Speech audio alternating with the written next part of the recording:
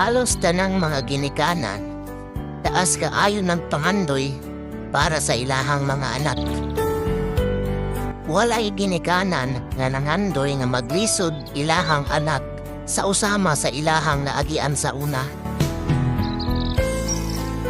Gani pahinomdom para sa mga anak na hilig mulaban o magtubag-tubag sa ilahang mga ginikanan. Respetuha imuhang ginikanan. Kaya maunay tanda sa imuhang pagkamaayong anak. Di man inawalay ginikanan na magpahamak sa ilahang mga anak. Ayaw pa abuta. Nga moabot ang panahon na makita na nimo kung unsa sila ay importante sa imuhang kinabuhi pero wala na sila.